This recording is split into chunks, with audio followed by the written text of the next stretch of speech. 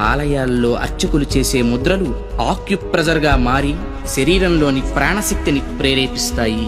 వీటి ద్వారా వీళ్ల కాన్సంట్రేషన్ హై లెవెల్కి చేరుతుంది. దీన్నే తంత్రం అంటారు.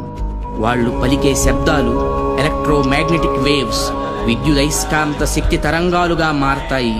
ఆ శబ్దాల అర్థాలు మైక్రోవేవ్స్, సూక్ష్మ భావ తరంగాలుగా పనిచేస్తాయి. దీన్నే మంత్రం అంటారు. గుళ్ళు కట్టేటప్పుడు బంగారం, వెండి వంటి ఖనిజాలతో పాటు నవరత్నాలను భూమిలో నిక్షిప్తం చేస్తారు.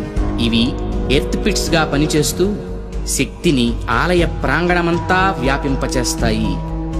రాతి విగ్రహాల క్రింద, ధ్వజస్తంభాల క్రింద లోహపు రేకులతో తయారైన యంత్రాలుంచుతారు. గాలి గోపురాలపై, విమాన గోపురాలపై లోహ నిర్మిత కలశాలు అమర్చుతారు. ధ్వజస్తంభాలకు లోహపు తొడుగులు వేస్తారు. ఉత్సవ విగ్రహాలను పంచలోహాలతో తయారు చేస్తారు. లోహం శక్తికి వాహకంగా పనిచేస్తుంది. దీన్నే యంత్రం అంటారు. మంత్ర తంత్రాల ద్వారా ఉత్పత్తి చెందే శక్తికి ఈ యంత్రాలే రిసీవర్స్. ఇక హైడ్రాలిక్ పవర్ స్టేషన్స్ లో లాగా ఆలయాల్లో జరిగే అభిషేకాల్లో కూడా ఎత్తు మీద నుంచి స్వామి విగ్రహం మీద నీరు పడుతుంది. దానివల్ల పొటెన్షియల్ ఎనర్జీ కైనటిక్ ఎనర్జీగా మారుతుంది. ఇలా మంత్ర తంత్ర యంత్ర ప్రక్రియలతో విశ్వవ్యాప్తంగా ఉన్న ఇంటర్నల్ ఎనర్జీని రిసీవ్ చేసుకొని అందరికీ అందించే కాస్మిక్ పవర్ స్టేషన్స్ మన ఆలయాలు. ఈ జనరేటర్ నుండి ఉత్పత్తి అయిన విద్యుత్తు ట్రాన్స్మిషన్స్ ద్వారా టెర్మినల్ స్టేషన్కి చేరి అక్కడి నుండి సబ్ ట్రాన్స్మిషన్స్ ద్వారా ఎలక్ట్రిక్ పోల్స్ సాయంతో లో వోల్టేజ్ ఇళ్లకు, హై వోల్టేజ్ ఫ్యాక్టరీలకు అందుతుంది.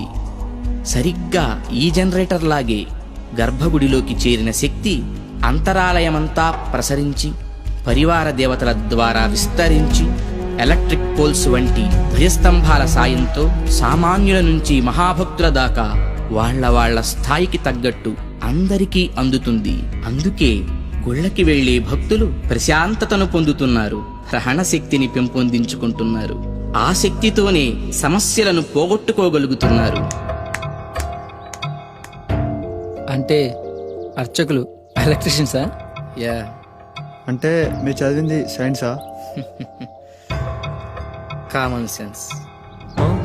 అందుకే గుండె పని చేస్తున్నంత కాలం దేహం బాగుంటుంది, గుడి పని చేస్తున్నంత వరకు దేశం బాగుంటుంది. నవ్య చైతన్య జీవనానికి అంకురార్పణ, భవ్య సౌజన్య భావాల సంతర్పణ.